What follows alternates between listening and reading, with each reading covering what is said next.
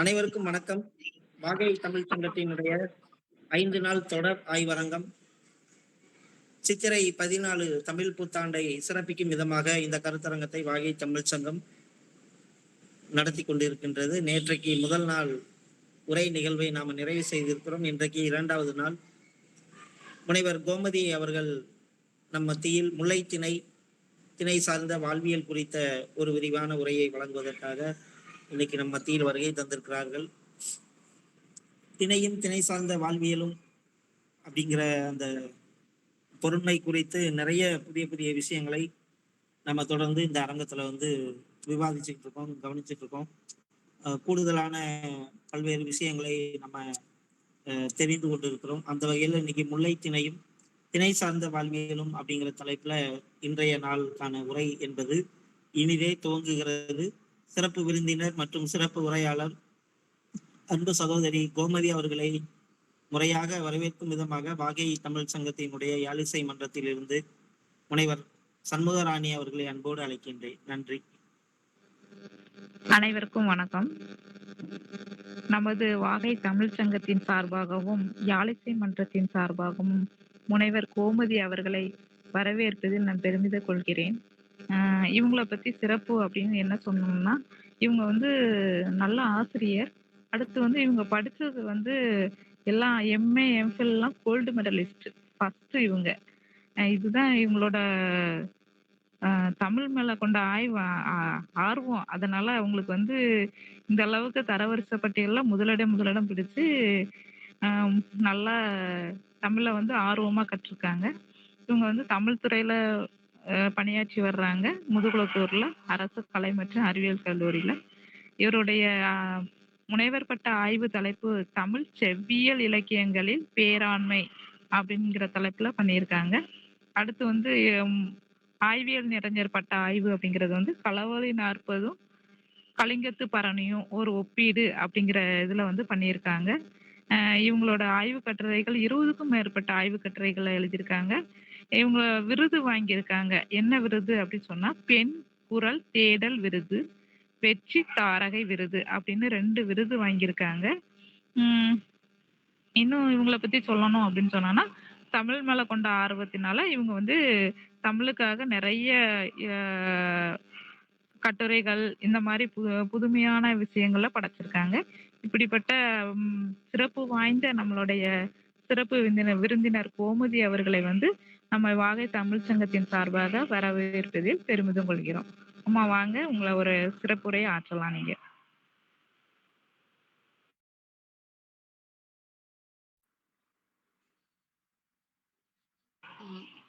Sir, நான் பேசுறது கேக்குது? கேக்குமா?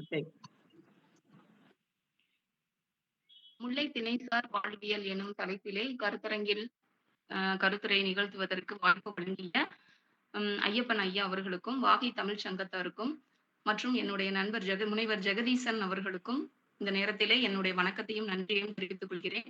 மற்றும் இக்கருத்தரங்க நிகழ்விற்கு பங்கு கொள்ள வந்திருக்கும் அத்தனை பேருக்கும் என் வணக்கத்தை தெரிவித்துக் கொண்டு என் தலைப்பிலே நுழைகிறேன். முல்லை திணைசார் வாழ்வியல் அப்படிங்கிறது எனக்கு கொடுக்கப்பட்ட தலைப்பு. நேற்று கருத்தரங்கில திணை அப்படிங்கிறது என்ன, திணை கோட்பாடுனா என்ன அப்படின்னு எல்லாருமே சார் பேசினாங்க, பாண்டி சார் பேசினாங்க. அதனால இன்னைக்கு அத கோட்பாடை பத்தி நம்ம பேசாம டைரக்டா தலைப்புக்குள்ள போயிடலாம் அப்படின்னு நினைக்கிறேன். திணை அப்படிங்கிறதுக்கு இளம்பூரணர் என்ன விளக்கம் சொல்றாரு அப்படின்னு பாத்தீங்கன்னா, பொது கருத்து அல்லது உள்ளடக்கம் அப்படின்னு சொல்லி அவர் சொல்றாரு. இளம்பூரணர் சொல்றாரு. ஆனா நச்சினார்க்கினியர் திணை அப்படிங்கிறதுக்கு என்ன விளக்கம் சொல்றாரு அப்படின்னு பாத்தீங்கன்னா, ஒழுக்கம் அல்லது நடத்தை அப்படின்னு சொல்லிட்டு அவர் சொல்றாரு. இந்த பண்டித ராகவ ஐயங்கார் என்ன சொல்றாரு அப்படின்னா, ஒழுக்க முறைகள் திணை கோட்பாட்டோடு தொடர்புடையது அப்படின்னு அவர் சொல்றாரு. ஒவ்வொரு ஒழுக்க முறையும் ஒரு அந்த கால இந்த ஒழுக்க முறைகள் தொடர்புடையதாக இருக்கு. இந்த தொடர்புகளாலதான் இலக்கிய மரபுகள் தொல்காப்பியர் கருணைக்கு அந்த முறையில அப்படின்னு சொல்லிட்டு ராகவ ஐயங்கார் சொல்றாரு. பி.டி. சீனிவாச ஐயங்கார் என்ன சொல்றாரு அப்படின்னு சொன்னா, இந்த கருத்தோட்டம், இந்த திணை கோட்பாடு அப்படிங்கிறதுக்கு அவர் என்ன சொல்றாரு அப்படின்னா, நாகரிகத்தின் பரிணாம வளர்ச்சி அப்படின்னு சொல்றாரு. அதுக்கு உதாரணமாக தான் இந்த திணை கோட்பாடு இருக்கு அப்படின்னு சொல்றாரு.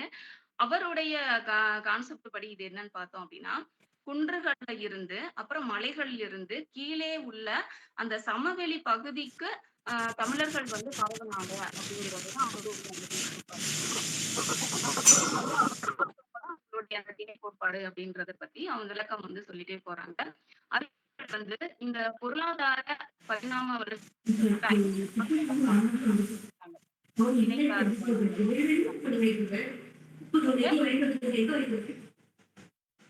நானாம்மா அந்த சந்து திருவிழா வாங்காமலே வந்துட்டோம்ப்பா இன்னைக்கும். பிருலா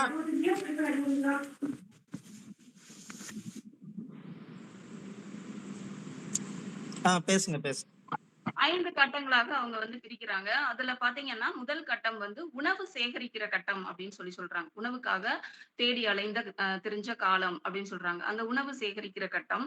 2வது வந்து வேட்டையாடுவோர் மற்றும் மீன் பிடிப்போர் ஆகிய தேர்ச்சி பெற்ற சேகரிப்பாளர்கள் தோன்றுகின்ற கட்டம் அப்படின்னு சொல்றாங்க. 3வது மேய்ச்சல் தொழில் சார்ந்த நாடோடி தன்மையை துணைமை கூறாக கொண்ட குலக்குழு உழவர் கட்டம் அப்படின்னு சொல்றாங்க. 4வது நிலமானிய தன்மையுடைய அல்லது உயர்குடி இயல்புடைய வேளாண் சமூகங்களை உடைய கட்டம் அப்படின்னு சொல்றாங்க. 5வதாக உற்பத்திசார் முதலாளித்துவம் உடைய தொழில்நுட்ப சமூகம் மற்றும் நவீன நகராக்கம் என்னும் கட்டம் அப்படின்னு சொல்லிட்டு ஒரு 5 கட்டங்களாக வந்து பிரிக்கிறாங்க. இப்ப இதுல நம்ம முல்லை திணை வந்து எந்த காலகட்டத்துல அந்த கட்டத்துல நம்ம கொண்டு போறோம் அப்படின்னு சொல்லி பார்த்தோம் அப்படின்னா, உணவு சேகரிக்கிற கட்டத்தில இருந்து மேய்ச்சல் தொழில் சார்ந்த நாடோடி தன்மையை துணைமை கூறாக கொண்ட காலகட்டத்தை தான் நம்ம வந்து முல்லை திணைக்குள்ள பொருத்தி பார்க்க முடியும் அப்படின்னு சொல்லி நம்ம பார்க்கலாம். ஏன்னா நம்ம பாடல்களுக்குள்ள இருந்து தரவுகளை வந்து எடுத்து பார்த்தோம் அப்படின்னு சொன்னா இந்த மேய்ச்சல் தொழில் தான் முல்லையினுடைய அடிப்படை தொழிலாக இருக்குது அப்படிங்கிறத நம்ம பார்க்க முடியுது. 2வது முல்லை திணையில பார்த்தோம் அப்படின்னு சொன்னா இடப்பெயர்வு வந்து அடிக்கடி வந்து நிகழ்ந்திருக்கும் அப்படிங்கிறதையும் நம்ம வந்து பாடல்கள் வழியாக நம்ம வந்து பார்க்க முடியுது. ஏன் அப்படின்னு சொன்னா தொடர்ந்து வந்து மழை பொழிவு இந்த கார்காலம் அப்படிங்கிற அந்த காலம் வந்து முல்லைக்கு முக்கியமான முதல்வர்களாக சொல்லப்படுது. காரும் மாலையும் முல்லை அப்படின்னு சொல்றாங்க. கார்காலமும் மாலை பொழுதும் முல்லைக்குரியது அப்படின்னு தொல்காப்பியர் சொல்றாரு. இந்த கார்காலம் வந்து தொடர்ந்து அந்த மழை காலம் ஃபுல்லாவும் மழை வந்து பெய்யுது. அடிக்கடி வந்து மழை பெய்யும். தொடர்ந்து இடி முழக்கத்தோடு பெரிய மழைய வந்து அது வந்து கொடுக்கும் அந்த காலகட்டம். அப்படிப்பட்ட காலகட்டத்துல மக்கள் வந்து என்ன பண்ணுவாங்க அப்படின்னா, அந்த இடத்த விட்டு மேற்கு நில பகுதிகளுக்கு வந்து இடம்பெயர்வு வந்து செஞ்சிருக்கிறாங்க அப்படிங்கிறத நம்ம வந்து பார்க்க முடியுது. அந்த காட்டாற்று வெள்ளத்திலிருந்து தப்பித்துக் கொள்வதற்காக கூட அவங்க வந்து இடம்பெயர்வு வந்து நிகழ்த்தி இருக்கலாம் அப்படிங்கிறதையும் நம்ம வந்து பார்க்க முடியுது. அவங்களுக்கு வந்து அந்த காலம் வந்து மிகுந்த அச்சத்தை தரக்கூடிய காலமாக தலைவியினுடைய பாடல்கள் எல்லாம் பாத்தீங்கன்னா அது வந்து எனக்கு துன்பத்தை தருகிறது, இந்த காலம் எனக்கு துன்பத்தை தருகிறது, வாடை காற்று துன்பத்தை தருகிறது அப்படின்னே தலைவியினுடைய புலம்பல் வந்து சொல்லிக்கிட்டே போறாங்க. அப்ப வந்து ஏன் வந்து அவங்களுக்கு அச்சத்தை தருது அப்படின்னு சொன்னா, அந்த மழை பொழியும் பொழுது அந்த மழை வெள்ளம் அந்த மலையினுடைய கிளைகளை தொடும் அளவிற்கு அந்த தண்ணி வந்து போச்சு அப்படிங்கிறத வந்து பாடல்கள்ல நம்ம பார்க்க முடியுது. அப்ப அவங்க வந்து அந்த சமயத்துல வந்து தங்களை தற்காத்துக் கொள்வதற்காக இடப்பெயர்வு வந்து நடத்தி இருக்கலாம் அப்படிங்கிறத நம்ம கொஞ்சம் இன்னும் கூடுதலாக சிந்திக்க வேண்டியது இருக்கிறது. அதே மாதிரி தலைவன் என்ன பண்றான் அப்படின்னு சொன்னா, கார்காலம் வந்ததும் வந்துடுறேன் அப்படின்னு சொல்லிட்டு நம்ம போறான். அவன் எதுக்காக போறான் அப்படின்னு சொன்னா, நம்மளுடைய புறத்திணிகள்ல வந்து 2 விதமா வந்து அ தொழிலுக்காக பிரிவு வந்து நடத்துறாங்க. ஒண்ணு வந்து தன்னுறு தொழில், இன்னொன்னு வேந்துரு தொழில். அப்படின்னு சொல்றாங்க. இங்க வர்ற அந்த முல்லை பாடல்கள் எல்லாம் பார்த்தோம் அப்படின்னு சொன்னா, அ வேந்துரு தொழிலுக்காக தான் அவன் வந்து தலைவியை விட்டு பிரிஞ்சு போறான் அப்படிங்கிறத நம்ம பார்க்க முடியுது. இந்த வேந்துரு தொழில் எதுக்காக நடத்தப்படுது அப்படின்னு சொன்னா, அவங்களோட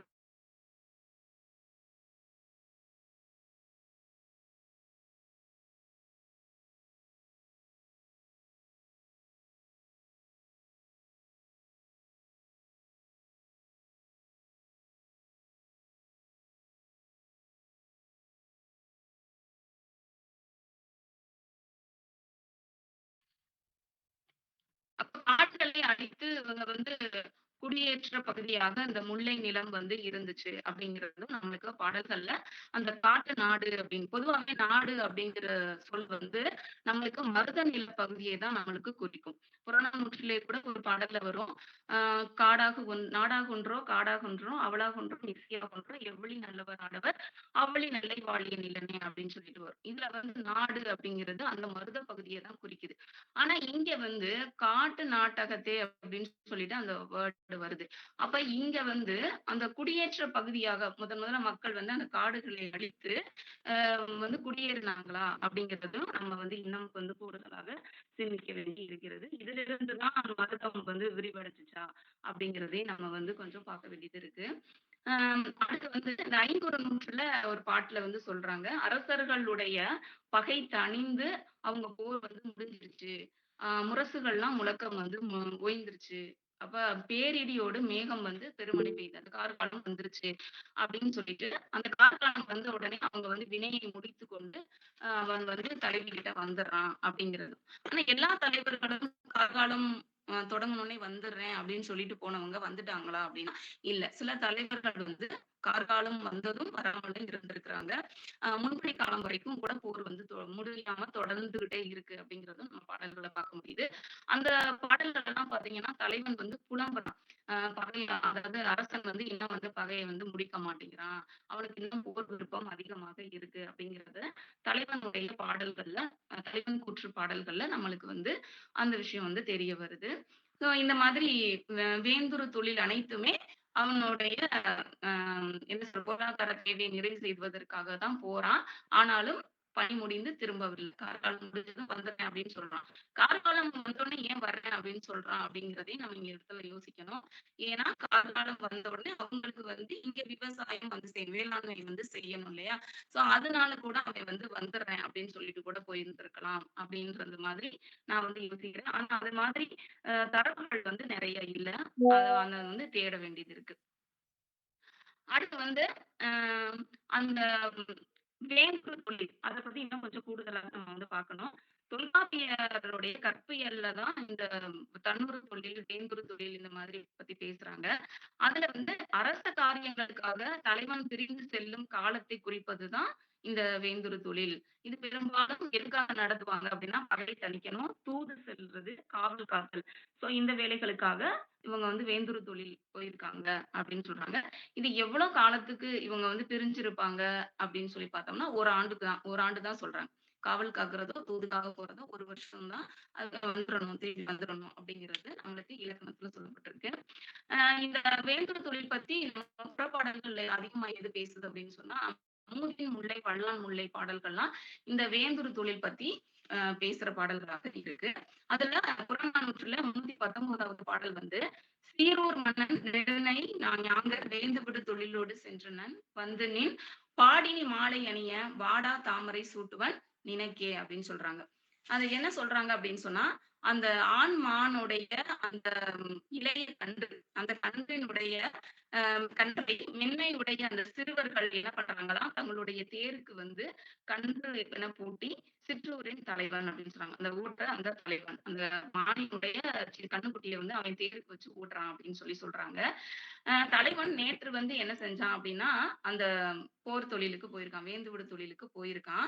அவன் திரும்பி வந்த உடனேயே உனக்கு என்ன குடுப்பான் அப்படின்னு சொன்னா, பொன் தாமரை பூவை சூட்டுவான் அப்படின்னு சொல்றாங்க.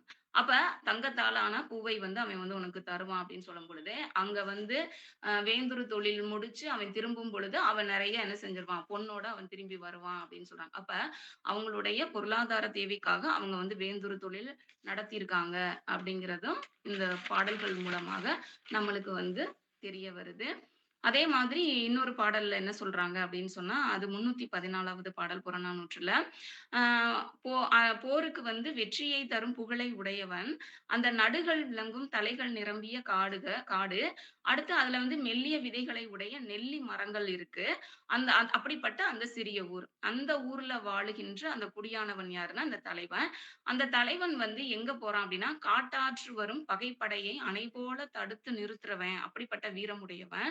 அவன் வந்து வேந்தன் துன்பப்படுகின்ற காலத்துல அவனுக்கு துணையாக இவன் போயிருக்கிறான் அப்படின்னு சொல்றாங்க. சோ அரசனை வந்து காக்கின்ற ஒரு தொழிலாக இந்த வேந்து விடு தொழில் வந்து இருந்திருக்குது அப்படிங்கிறதும் அந்த பாடல்கள்ல சொல்லியிருக்கிறாங்க. அதே மாதிரி வேந்தனுக்காக நிறைய பாடல்கள் அவங்க வந்து வேந்தோட தொழில் வந்து நிகழ்த்தி இருக்கிறாங்க அப்படிங்கிறது நம்ம பாடல்கள்ல நிறைய சொல்லப்பட்டிருக்கு. அப்ப மழை இல்லாத காலங்கள்ல தான் இந்த வேந்து விடு தொழில் வந்து மேற்கொண்டிருக்காங்க அப்படிங்கிறது. கார்காலம் நடந்தோன்னா திரும்பி வந்துருவான். கார்காலம் வந்தோனே வந்துருவேன்னு சொல்லிட்டு போயிருக்கான். அப்ப கோடை காலத்துல தான் இந்த வேந்துரு தொழில் வந்து நடந்திருக்கு அப்படிங்கிறத நம்ம வந்து பார்க்க முடியுது. அடுத்து வந்து இந்த குறிஞ்சியும், முல்லையும் பார்த்தீங்க அப்படின்னா, பொருளாதார பின்னடைவு உடைய ஒரு சமூகமாக இத வந்து நம்ம பார்க்கலாம். அதே மாதிரி பொருளாதார தன்னிறைவும் அவங்களுக்கு வந்து இல்ல. அப்படிப்பட்ட ஒரு சமூகமாக இந்த குறிஞ்சி, முல்லை மக்கள் வந்து இருந்திருக்கிறாங்க. இந்த நிலங்கள்ல வந்து கோடைக்கால வறட்சி, பொருளீட்டு முயற்சியில் ஈடுபட வேண்டிய கட்டாய தேவை அவங்களுக்கு வந்து இருந்திருக்கு அப்படிங்கிறதை நம்ம பார்க்க முடியுது. பொருளுக்காக போருக்கு சென்ற தலைவன் இந்த பாசறையில இருந்து புலம்பும் காட்சிய வந்து அகநானூறுல பதிவு செஞ்சிருக்கிறாங்க. தலைவி வந்து அந்த காட்டுல கொடிய வலியை உடைய ஊர்ல வந்து அவ வந்து இருக்கிறா. அவளுக்கு வந்து நெற்கட்டுகளை கள்ளுண்ட உழவர் கணந்தோறும் கொண்டு செல்வதற்கு இடனான மருத நிலம் சூழ்ந்த இடங்களில் கொடிகட்டி பறக்கும் மதிலை பகைவர்கள் திரைப்பொருளாக கொடுத்தாலும் ஏற்காதவனாய் சினம் மிகுந்து மேலும் மேலும் போர் தொழிலிலேயே முனைந்திருக்கும் மன்னரின் பாசறையில் உள்ளோம் அப்படின்னு சொல்றான். அப்ப வந்து அவன் வந்து போற பகை அரசர்கள் வந்து அவங்களுக்கு திரைப்பொருளை வந்து குடுக்குறாங்க. குடுத்தாலுமே அவன் வந்து மனசு வந்து ஏத்துக்கிறாம திரும்ப போர வந்து நீட்டிச்சிட்டு இருக்கான். ஆனா என்னுடைய தலைவி வந்து அந்த ஊர்ல வந்து ரொம்ப காட்டுப்பகுதியில வந்து இருக்கிறா அப்படின்னு சொல்லிட்டு அவன் வந்து புலம்புகின்ற ஒரு பாடல் வந்து நம்மளுக்கு வந்து சொல்லப்பட்டிருக்கு. அப்ப வந்து பொருளுக்காக தான் இவங்க போயிருக்காங்க அப்படின்னாலும், அவன் வந்து போர முடிக்க மாட்டேங்கிறானே அப்படிங்கிற ஒரு அ ஒரு வேதனையும் அந்த தலைவனுடைய மனசுல வந்து இருக்கு அப்படிங்கிறது அந்த பாடல்கள்ல வந்து சொல்லப்பட்டிருக்கு. அடுத்து வந்து இந்த வி வினைமுற்றிய மீ வினைமுற்றி மீண்ட தலைவன் தேர்ப்பாகற்கு சொல்லியது அப்படின்னு சொல்லிட்டு ஒரு துறை இருக்கு. இந்த துறையில வந்து என்ன விஷயங்கள் சொல்லிட்டு இருக்காங்க அப்படின்னு சொல்லி பார்த்தோம் அப்படின்னா, அந்த பாடல்கள் முழுக்கும் நம்ம எடுத்து படிக்கும் பொழுது, அதுல வந்து கார்கால வர்ணனை வருது. அப்ப மானினுடைய அந்த ஆண் மான், பெண் மான் அவங்களுடைய அந்த புணர்ச்சி, சேர்க்கை பத்தி சொல்லியிருக்காங்க. வண்டுடைய இசை, அடுத்து செம்பவள பூச்சியினுடைய வனப்பு, முல்லை மொட்டினுடைய அந்த நறுமணம், அப்புறம் நிலத்துடைய அந்த குளிர்ச்சி, அந்த மழை பேஞ்சு அந்த மண்ணு வந்து ஈரமாக இருக்கு அப்படின்ற விஷயம்லாம் வரும். அந்த அ புழுக்கள் அந்த அந்த மண்ண தோண்டி அந்த புழுக்கள வந்து அந்த பறவை, காட்டுக்கோழி வந்து கிளறி எடுக்குது. அந்த விஷயம்லாம் வரும். ஸோ இந்த மாதிரியான அந்த மண்ணினுடைய அந்த ஈரப்பதம், அடுத்து நெடுவழியினுடைய தன்மை, அப்புறம் காதலர் உள்ளம். ஸோ இது பூராமே அந்த வினைவயின் பிரிவு அந்த இதுல வந்து பாடல்கள்ல வந்து இவ்வளவு விஷயங்கள் வந்து சொல்லிட்டு போறாங்க. இப்ப நாடு அப்படின்னு சொல்லி நான் முன்னாடியே சொன்னேன். இந்த நாடு அப்படிங்கிறது வந்து மருதத்த தான் நம்மளுக்கு குறிக்கும். ஆனா, இங்க வந்து முல்லையிலயும் இந்த நாடு அப்படிங்கிற சொல் வந்து ஒரு சில பாடல்கள்ல சொல்லப்பட்டிருக்கு. காட்டு நாடு அப்படிங்கிற வேர்ட் வந்து வருது அப்படிங்கிறது. அத வந்து இன்னும் வந்து ஆராய்ச்சி பண்றதுக்கு இடம் இருக்கு அப்படிங்கிறது. இந்த நாடு அப்படிங்கிற சொல்லு. அடுத்து இந்த நிலம், முல்லையினுடைய நிலம் அப்படின்னு சொல்லி பார்த்தோம் அப்படின்னா, அது வந்து வன்புலம், புன்செய் நிலம், அடுத்து வந்து செம்மண், செந்நிலம். ஸோ இந்த மாதிரியான வேர்டுல வந்து குறிக்கப்படுது. செம்மண் நிலம் வந்து முல்லைக்குரியது. வன்புலம், புன்செய் நிலம் என்று முல்லைத்திணை வர்ணிக்கப்படுது.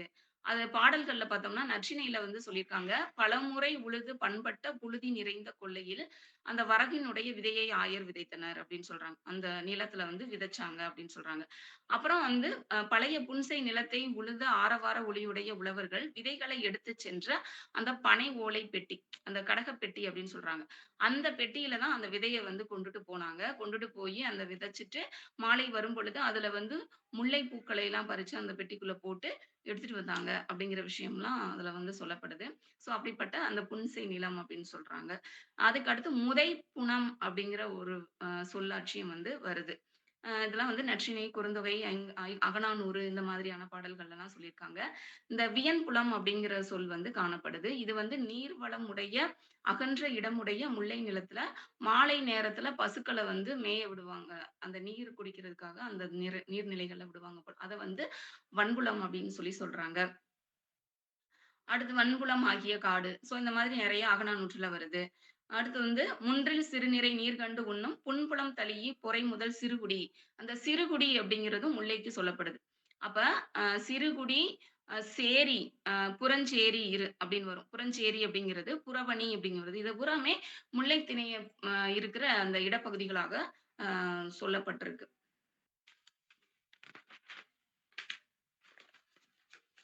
அடுத்து இவங்க வந்து உணவு வந்து என்ன சாப்பிட்டாங்க அப்படின்னு பார்த்தோம் அப்படின்னா, வரகு தான் முக்கிய உணவாக அ இருந்திருக்கு. ஏன்னா, இது வந்து மழையை நம்பி பயிர் செய்கின்றதுனால, சிறுதிணைகள் தான் அவங்க அதிகமா வந்து பயிரிட்டுருப்பாங்க. அப்ப வந்து வரகுக்கு வந்து முக்கியத்துவம் குடுத்துறாங்க. வரகு தான் பயிரிட்டுருக்காங்க அப்படிங்கிறத நம்ம பார்க்க முடியும். ஒரு சில பாடல்கள்ல உளுந்து வந்து பயிரிட்டாங்க. அது உளுந்து எப்ப பயிரிட்டாங்க அப்படின்னா, இது முன்பனி காலத்துல வந்து பயிரிட்டாங்க அப்படிங்கிற விஷயமும் நற்றிணை பாடல்கள்ல வருது. உளுந்து பயிரிட்டாங்க அப்படிங்கிறது. அப்ப வரகு தான் வந்து பயிரிட்டுருக்காங்க. அப்ப அந்த வரக வந்து என்ன பண்றாங்க அப்படின்னா, அ அடிவாரத்துல அந்த ஊர்களினுடைய குன்றின் அடிவாரத்தில் வாழும் மறவர், அ என்ன செய்வாங்க அப்படின்னா, அ அந்த வரக வந்து விதைச்சிருக்கிறாங்க. அந்த வரகினுடைய அந்த குருத்த வந்து அ என காய்களை குருத்தை தின்று, காய்களைக் கொண்ட கொடிகளின் மறைவில் உறங்கி காலையில் எழுந்துவிட்டு, வீட்டு முற்றத்தில் உள்ள சால்களில் இருக்கின்ற நீரைப் பருகும். எது அப்படின்னு சொன்னா, அ அந்த முயலு. அந்த ஊர்களினுடைய குன்றின் அடிவாரத்தில் வாழுகின்ற அந்த மறவர்கள் வேட்டையாடி வந்து காலத்த கழிக்கிறாங்க அப்படின்னு வருது.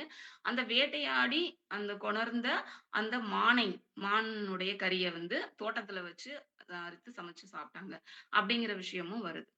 இது வந்து அகநானூற்றுல வருது இந்த விஷயம். ஸோ வரகு வந்து அவங்க வந்து பது அ பயிரிட்டாங்க அப்படிங்கிறத பார்க்க முடியுது. மானினுடைய இறைச்சி வந்து சாப்பிட்டுருக்காங்க வேடுவர்கள் அப்படிங்கிற விஷயம் வருது. அதே மாதிரி நற்றிணையில 59வது பாடல்ல வந்து என்ன சொல்லிருக்காங்கன்னா, உடும்பு வந்து சாப்பிட்டுருக்காங்க. தவளை, அப்புறம் அந்த ஈசல்கள வந்து தோண்டி கார்காலம் வந்த உடனே ஈசல்லாம் பறக்கும். அ அந்த ஈசல்கள வந்து தோண்டி எடுத்து அத சாப்பிட்டுருக்காங்க. பகல்ல முயலை வந்து வேட்டையாடி சாப்பிட்டுருக்காங்க. இவங்கலாம் வேட்டுவர்கள் வந்து சாப்பிட்டாங்க அப்படிங்கிற மாதிரியான விஷயங்கள் வருது. அ அடுத்து வந்து இந்த எல்லாருக்குமே தெரிஞ்ச பாடல் தான். முல்லையில வர பாட்டு, நற்றிணையில வரும். முடிதயிர் பிசைந்த குறுந்தொகையில வரும் சாரி. "முடிதயிர் பிசைந்த காந்தள் மெல்விரல்" அப்படிங்கிற அந்த பாட்டு. அந்த புதிதாக திருமணமான பெண் வந்து தயிரை வந்து கடைஞ்சு மோர் குழம்பு செய்து தன் கணவனுக்கு வந்து குடுத்தா. கணவன் சாப்பிட்டுட்டு இனிது நல்லா இருக்கு அப்படின்னு சொன்னா அப்படின்ற விஷயம் வருது இல்லையா? ஸோ அவங்க வந்து ஆயர்கள் வந்து என்ன செஞ்சிருக்காங்க, தயிர், மோர், பால் இந்த மாதிரி பால் பொருட்கள் சார்ந்ததா அவங்க வந்து பயன்படுத்தி இருக்கிறாங்க அப்படிங்கிறது. புளிச்சோறு வந்து செஞ்சாங்க அப்படிங்கிற ஒரு குறிப்பும் வந்து பாடல்கள்ல காணப்படுது. அவங்க வந்து தயிர்ல அ ஒ ஒ வந்து வரக போட்டு சமைச்சு, அதுல அந்த ஈசல்களையும் போட்டு, அப்புறம் அந்த வெண்ணெய உருக்கி அத வந்து மேல வந்து அந்த சாப்பாட்டுல கலந்து அவங்க வந்து சாப்பிட்டாங்க அப்படிங்கிற விஷயமும் பாடல்கள்ல வந்து பதிவு பண்ணியிருக்காங்க. அடுத்து வந்து விருந்தோம்பல் வந்து முக்கிய பண்பாக முல்லையில வந்து சொல்லப்படுது. அ நடு இரவு ஆனா கூட தலைவி வந்து சிரமம் பார்க்காம அவ விருந்தினர்கள வந்து உபசரிப்பா அப்படிங்கிற விஷயமும் நற்றிணையில சொல்லப்பட்டிருக்கு. "அள்ளிலாயினும் விருந்துவரின் உவக்கும்" அப்படின்னு சொல்றாங்க. ஸோ அந்த மாதிரி அவ வந்து சாப்பாடு வந்து குடுத்தா, தலைவி வந்து குடுத்தா அப்படிங்கிறது. அதே மாதிரி தலைவனோடு வந்து போர் முடிஞ்சு, அந்த வினை முடிஞ்சு தலைவன் வந்து பாகனையும் வந்து சேர்த்து கூட்டிட்டு வரான். ஸோ பாகனுக்கும் சேர்த்து அவ வந்து சந்தோஷமாக விருந்து வந்து செஞ்சா, தலைவி வந்து செஞ்சா அப்படிங்கிறது அகநானூற்றுல பதிவு பண் பதிவு பண்ணியிருக்காங்க. அடுத்து தொழில் அப்படின்னு சொல்லி பார்த்தோம் அப்படின்னு சொன்னா, இவங்க வந்து என்ன மாதிரியான தொழில் வந்து பண்ணாங்க அப்படின்னு சொன்னா, அங்க முல்லைத் திணையில வந்து கோவலர்கள் வந்து அ என்ன பண்ணியிருக்காங்கன்னா, ஆடு, பசு இதெல்லாம் வந்து வளர்த்துருக்காங்க. அவங்க வந்து அ அந்த ஆட்டுக்கிடை அப்படின்னு சொல்லுவாங்க. அத வந்து என்ன பண்ணுவாங்கன்னா, அந்த நிலத்துல மொத்தமா ஆடுகள கொண்டு வந்து அதுல வந்து கிடை போடுவாங்க இல்லையா? அப்படி போடும் பொழுது, இந்த நரி கூட்டங்கள் வந்து ஆட்டை வந்து பிடிச்சிடக்கூடாது அப்படின்றதுக்காக, அவங்க வந்து என்ன செய்றாங்கன்னா, நெருப்பை கொளுத்தி அந்த வெளிச்சத்த வந்து பாதுகாத்தாங்க. ஆட்டை வந்து பாதுகாத்தாங்க. அடுத்து அந்த சத்தம் கேட்டா அந்த நரிகள் பக்கத்துல வராது அப்படிங்கிறதுக்காக, விசில் சத்தம். அந்த சீழ்க்கை ஒலின்னு சொல்றாங்க. அந்த விசில் வந்து குடுத்தாங்க. சத்தம் வந்து குடுத்தாங்க. அப்படிங்கிற விஷயமும் சொல்லப்படுறது. அப்ப வந்து அவங்க வந்து ஆடு, மாடு வளர்த்திருக்காங்க அப்படிங்கிறது அந்த பாடல்கள்ல நம்மளுக்கு தெரிய வருது. அடுத்து வந்து ஆயர்களினுடைய முக்கிய தொழிலாக இந்த கால்நடை வளர்ப்பு அப்படிங்கிறது வந்து முல்லையில வந்து இருந்திருக்கு. அப்படிங்கிறத நம்ம பார்க்க முடியுது. அடுத்து வந்து இந்த மோர், பால் இதெல்லாம் வந்து ஆயர்கள் வந்து விற்றிருக்காங்க. அப்படிங்கிறது. அந்த இடையர்கள் வந்து பால் வந்து வித்திருக்காங்க அப்படின்னு வருது. அந்த கோவலர்களுடைய மகள் வந்து பூக்களை வந்து வித்திருக்கா அப்படிங்கிற விஷயமும் நற்றிணையில வந்து சொல்றாங்க. குறுக்கத்தி மலர், செண்பக மலர். ஸோ இதெல்லாம் வந்து அந்த ஆயர் குலம் பெண் வந்து அந்த பூக்களை வந்து வித்திருக்காங்க அப்படிங்கிறது வருது. உழவர்கள் வந்து பால் சார்ந்த பொருட்கள வந்து வித்திருக்காங்க. தயிர் இதெல்லாம் வித்திருக்காங்க அப்படிங்கிறது நற்றிணை 142வது பாடல்ல சொல்லப்பட்டிருக்கு. அடுத்தவங்க வந்து இந்த களை வெட்டுறதுக்கு வந்து ஒரு கருவி வந்து பயன்படுத்தியிருக்கிறாங்க. அது வந்து களை கொட்டை அப்படின்னு சொல்றாங்க. அத வச்சு அந்த களைகளை வந்து பறிச்சாங்க அப்படிங்கிற விஷயமும் அகநானூற்றுல வருது. அதே மாதிரி அகநானூற்றுல கலப்பை வந்து பயன்படுத்துனாங்க அப்படின்னு சொல்றாங்க. கீழ இருக்க மண்ண மேல கொண்டு வரதுக்கு அவங்க வந்து என்ன பண்ணினாங்கன்னா, கலப்பைய வச்சு உழுதாங்க அப்படிங்கிற விஷயமும் அகநானூற்றுல 194வது பாடல்ல சொல்லப்பட்டிருக்கு. அதுக்கு அடுத்து அறுவடை வந்து செஞ்சிருக்கிறாங்க அப்படிங்கிற விஷயமும் அகநானூற்றுல வருது. 204வது பாடல்ல சொல்லியிருக்கிறாங்க. ஆனா, நம்மளுக்கு வந்து வரகு தான் முக்கிய திணையா நம்ம அ சொல்லியிருக்கோம். ஆனா, இங்க வந்து நெல் வந்து சொல்றாங்க. இது ஒரு பாட்டுல மட்டும் தான் நெல் வந்து அறுவடை செய்தாங்க அப்படின்னு வருது. அந்த ஊர் வந்து எந்த ஊர் அப்படின்னா, சிறுகுடி அப்படின்னு சொல்றாங்க. இப்ப அந்த சிறுகுடி வந்து எப்படிப்பட்ட ஊராக இருக்கு அப்படின்னா, குளங்கள் இந்த மாதிரி நீர் நிலைகள் இருக்கிற ஒரு ஊராக அந்த சிறுகுடி வந்து காட்டப்படுது. அதனால அங்க வந்து நெல் வந்து அறுவடை செய்தாங்க அப்படிங்கிறதும் சொல்றாங்க. ஸோ இந்த பாடல்ல எடுத்துக்கிட்டோம் அப்படின்னா, இன்னும் கொஞ்சம் ஆராய்ச்சி பண்ண வேண்டியது இருக்கு. ஏன்னா, முல்லை அப்படிங்கிறதுல வந்து நம்மளுக்கு வந்து மழை கார்காலத்த வச்சு தான் மழை வந்து நம்ம சொல்றோம். நீர் வந்து சொல்றோம். மத்த கோடை காலத்துலலாம் நீர் வந்து அவங்க வந்து பற்றாக்குறையில தான் இருந்திருப்பாங்க. அப்ப எப்படி இங்க நெல் வந்து அறுவடை செய்தாங்க அப்படிங்கிறது ஒரு ஆராய்ச்சிக்குரியதா இருக்கு. அப்ப அந்த சிறுகுடி அப்படிங்கிறது இன்னும் மேலும் ஆராய்ச்சி பண்றதுக்குரிய இடமாக இருக்கிறது அப்படிங்கிறத நம்ம பார்க்க முடியுது. அதே மாதிரி அகநானூற்றுல 34வதுல பாட்டுல ஆடை வெளுப்பவர்கள் பற்றின செய்தி வருது. நற்றிணையிலும் கூட இந்த ஒரு உவமை சொல்லும் பொழுது, ஆடை வெளுக்கிறவங்க அந்த நீர் ந ச ந நிலையில போய் அந்த துணிய வந்து அலசி விடுவாங்க. அந்த கஞ்சி போட்ட துணிய அந்த இதுல அலசி விடுறாங்க அப்படிங்கிற செய்தி வருது. அப்ப ஆடை வெளுக்குற வங்களும் இருந்திருக்கிறாங்க அப்படிங்கிறத நம்ம பார்க்க முடியுது. அடுத்து வந்து பண்டமாற்று முறை வந்து நடந்திருக்கு அப்படிங்கிறதையும் நம்ம முல்லையில வந்து பார்க்க முடியுது. அவங்க வந்து என்ன செஞ்சிருக்காங்க, கலித்தொகையில பார்த்தோம் அப்படின்னு சொன்னா, அந்த ஆயர்குல பெண் வந்து தலையில சும்மாடு வச்சு, அ மோர வந்து தலையில வந்து மோர் பானைய வந்து சுமந்துட்டு போறாங்க. அவங்க வந்து ஒரு கைய வீசி நடக்குறாங்க. ஒரு கையில வந்து நெல் வச்சிருக்கிறாங்க அப்படின்னு வருது. அப்ப மோரை விற்று அவங்க வந்து நெல்லு வாங்கினாங்க அப்படிங்கிற விஷயம் வந்து நம்ம கலித்தொகையில வருது. ஆனா மற்ற அகப்பாடல்கள்ல இந்த பண்டமாற்று முறை நடந்ததா நம்மளுக்கு தகவல்கள் இல்ல. கலித்தொகையில தான் அந்த செய்தி வருது. மோர் வித்து அதுக்கு பதிலா இவங்க இத வாங்குனாங்க. அ நெல்லை வந்து வாங்கிட்டு வந்தாங்க அப்படின்னு சொல்றாங்க. அதே மாதிரி அடுத்து பார்த்தோம் அப்படின்னு சொன்னா, அந்த கலித்தொகையிலேயே வந்து 3 விதமான ஆயர்கள் வந்து சொல்றாங்க. ஒரு ஒரு ஆயர் வந்து எருமை, மாடு வளர்க்கின்ற ஆயர் ஒருத்தவங்க வராங்க. ஆடு இதுகளை வளர்க்கின்ற ஆயர். அடுத்து பசுக்களை வளர்க்கின்ற ஆயர் மாதிரி 3 ஆயர்கள் வராங்க. அடுத்து வந்து இந்த பெண்கள் வந்து ஆயர் குல பெண்கள் வந்து இருதாரம் அப்படிங்கிறதே கிடையாது. இருமனம் புரிஞ்சு கொள்கின்ற பழக்கம் அவங்களுக்கு கிடையாது. அவங்க வந்து ஒரே மனம் தான் புரிவாங்க அப்படிங்கிற விஷயம் வருது. அதுவும் வந்து எப்படிப்பட்ட வீரனை ம தலைவனை வந்து அவங்க தேர்ந்தெடுப்பாங்க அப்படின்னா, ஏறு தழுவி காளையை அடக்கின்ற அந்த தலைவன தான் அவங்க வந்து மணப்பாங்க அப்படிங்கிற விஷயம் கலித்தொகையில வருது. ஸோ இந்த மாதிரி அவங்களுடைய தொழில் சார்ந்து இது வந்து இந்த மாதிரி சொல்லிட்டே போறாங்க. பாடல்கள் இன்னும் நெறைய தகவல்கள் இருக்கு. நான் அ அ சுருக்கம் கருதி இவ்வளோ தான் எடுத்திருக்கிறேன். அடுத்து வந்து இந்த பாடல்கள்ல முக்கியமா கார்காலம் முல்லையினுடைய கார்கால பாடல்கள் எடுத்து படிக்கும் பொழுது பார்த்தோம்னா, நெறைய பாடல்கள் வந்து தலைவியினுடைய வருத்தத்தை, புலம்பலை வந்து சொல்ற மாதிரி தான் இந்த பாடல்கள்லாம் இருக்கு அப்படின்னு பார்க்க முடியுது. ஏன் அப்படின்னு சொன்னா, மலைப்பகுதிய அடுத்தமஞ்சு அந்த காடு. அந்த காட்டுல வந்து அவ தலைவி வந்து அவன் கார்காலம் வந்தோனே வந்துருன்னு சொல்லிட்டு விட்டுட்டு போயிர்றான். ரொம்ப நாள் பிரிஞ்சு இருக்கிறாங்க. ஸோ அப்ப அவங்களுக்கு வந்து தனிமை துயர்ல அவங்க ரொம்ப ஒரு மனவேதனையோட இருக்கும் பொழுது, இந்த கார்காலம் மழையும் வந்துருது. இடி முழக்கத்தோட பெரிய மழையா வந்து பெய்யுது. அப்பம்பொழுது இவங்க வந்து தலைவனை நினைத்து வருந்துகின்றவர்களாக, அ மழைய நினைச்சு பயப்படுறவங்களா, அச்சம் கொள்றவங்களாக இவங்க வந்து எல்லா பாடல்களையுமே காட்டப்படுறாங்க. தலைவனுடைய பாடல்களையும் கூட தலைவி வருந்துவா, தனிமையில இருக்கிறா, அ கொடுமையான காட்டுப்பகுதி. அங்க இருக்கு அவளுடைய ஊர் அப்படின்னு சொல்றாங்க. இதுல இன்னொரு விஷயம் வந்து நெனச்சு பார்க்கணும். பொதுவாவே கல்யாணம் ஆயிட்டா தலைவன் ஊர்ல தான் வந்து தலைவி வந்து இருக்கணும். ஆனா, தலைவனுடைய பாடல்கள்லாம் படிக்கும் பொழுது, தலைவியின் ஊர் இருக்கு, தலைவியினுடைய ஊர் அங்க இருக்கு, அங்க இருக்கு அப்படின்னு சொல்லி சொல்லும் பொழுது, அப்ப தலைவனுடைய அவன் வந்து பிரிஞ்சு போன உடனே தலைவனுடைய ஊர்ல இருந்து இவங்க வேற ஒரு இடத்துக்கு போயிட்டாங்களா? அப்படிங்கிறதும் எனக்கு வந்து கொஞ்சம் யோசிக்க வைக்குது. ஸோ இது தொடர்பா இன்னும் வந்து அ அ சிந்திக்கணும் அப்படின்னு நான் நினைக்கிறேன். அப்ப வந்து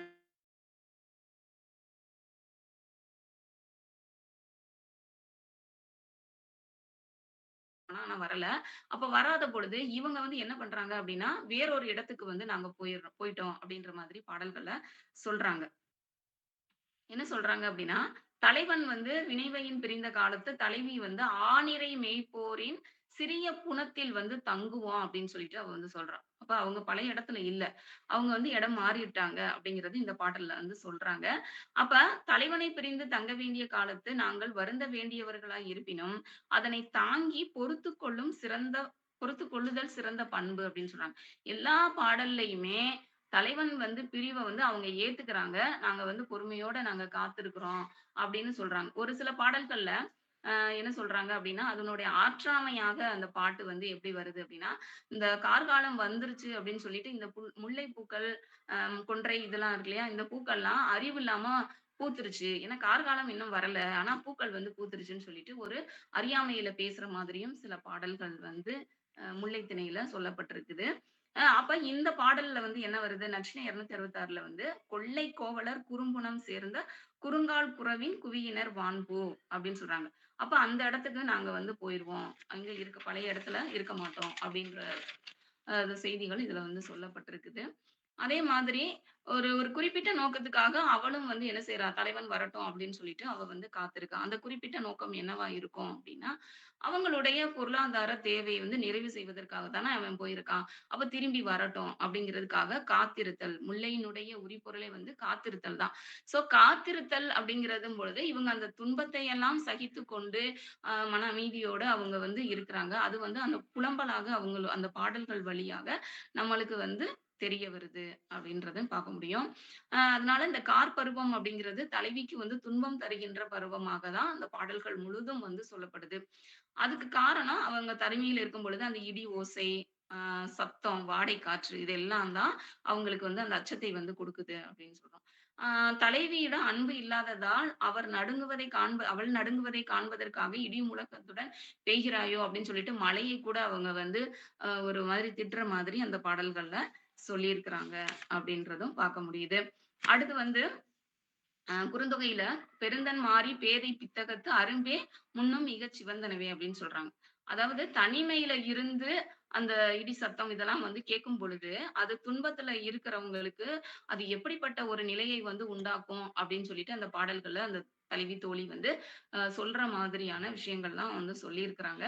அடுத்து வந்து "உள்ளின நல்லனோ யானே உள்ளி நினைந்தன நல்லனோ பெரிதே நினைந்து" குறுந்தொகையில வருது இந்த பாடல். இது என்ன சொல்றாங்க அப்படின்னா, அந்த அ பெரிய மரம் அதனுடைய கிளைகளை வந்து தொட்டுக்கொண்டு அந்த ஆறு வெள்ளம் வந்து ஓடுது அப்படிங்கிறதையும் அதுல வந்து சொல்றாங்க. அந்த வெள்ளம் கொஞ்சம் கொஞ்சமாக குறைஞ்சு கடைசியில தண்ணி இல்லாம வத்தி போகுது அப்படிங்கிற விஷயம் சொல்றாங்க. அது மாதிரி அ பார்க்கும்பொழுது தலைவிக்கு வந்து அந்த வெள்ளம் வருது அப்படிங்கிறது ஒரு பெரிய அச்சத்தை வந்து குடுக்கிறதாக, துன்பத்தை தருவதாக இருக்கு அப்படிங்கிறதை நம்ம பார்க்க முடியுது. இதுதான் அவளுடைய பாடல்கள்ல புலம்பலாக வெளிவந்திருக்கு அப்படிங்கிறதையும் நம்ம பார்க்க முடியுது. அடுத்து வந்து அ அவ தலைவன் வந்தாலும் சரி, வராட்டாலும் சரின்னு சொல்லிட்டு அவங்களையே தேற்றிக் கொள்றாங்க.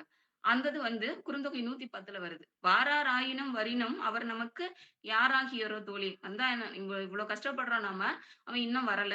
நீ வந்தா என்ன? வராட்டி என்ன? அப்படிங்கிற மாதிரியான மனநிலையிலயும் தலைவி வந்து பேசுற மாதிரி பாடல்கள் வந்து இருக்கு. அப்ப இந்த முல்லை அப்படிங்கிற திணை வந்து ரொம்பயுமே வந்து ஒரு சிக்கலான ஒரு என்ன சொல்றதுன்னா, ஒரு அச்சத்தை தரக்கூடிய ஒரு பாதுகாப்பு இல்லாத ஒரு திணையாக வந்து அது இருக்கு. அதனால தான் இந்த இடப்பெயர்வு அப்படிங்கிறது நடந்து, இந்த முல்லையிலிருந்து தான் மருதம் அப்படிங்கிற ஒரு திணையே வந்து உருவாகி இருக்குமோ! குடியேற்றங்கள் நெறையாக வந்து அது மருதமாக மாறி இருக்குமோ! அப்படிங்கிற மாதிரியெல்லாம் யோசிக்க வைக்குது. அவங்களுடைய அந்த வாழ்வியல், அந்த பின்னணி, அவங்களுடைய முல்லையின் பின்னணி பார்க்கும் பொழுது, இவ்வளோ துன்பம் மிகுந்ததாக அவங்களுடைய வாழ்வியல் வந்து இருக்கு அப்படிங்கிறத நம்ம பார்க்க முடியுது.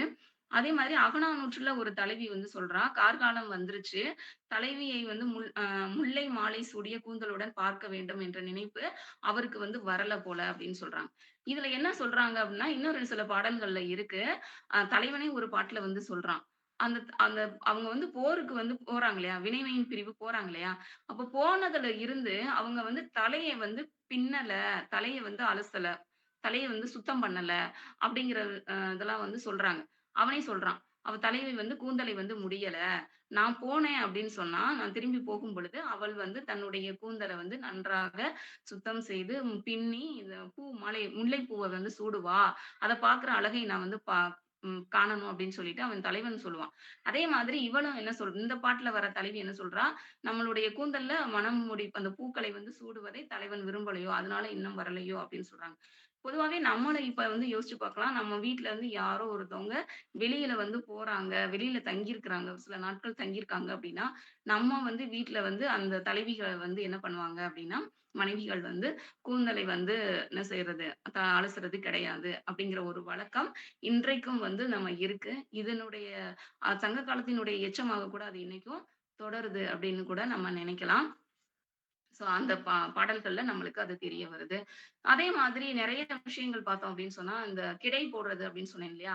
ஸோ அந்த இதும் கூட இன்னைக்கும் வந்து நடக்குது. அந்த நிலம் வந்து ரொம்ப நாள் வந்து உழுது உழுது அது வந்து கொஞ்சம் அதனுடைய சத்துக்கள்லாம் குறைஞ்சிருச்சு அப்படின்னு நெனைச்சாங்க அப்படின்னா, அந்த கிடைய வந்து போட வப்பாங்க. அந்த நிலத்துல வந்து ஆடுகளை கொண்டு வந்து அந்த கிடை வந்து போடுவாங்க. அந்த நிலத்து அந்த அதனுடைய எரு வந்து அந்த நிலத்துக்கு உரமாகுறதுக்காக இன்றைக்கும் வந்து அந்த நிகழ்வு வந்து நடக்குது அப்படிங்கிறத பார்க்க முடியுது.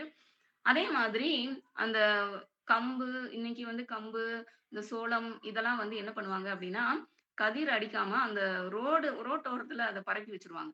அத வந்து போற வண்டிகள்லாம் அந்த மேல ஏறி ஏறி அந்த இத வந்து அதுக்கு பிறகு அத வந்து ஆம் தூற்றி அத வந்து எடுப்பாங்க. அங்க வந்து நிகழ்வு இன்னைக்கும் நடக்குது.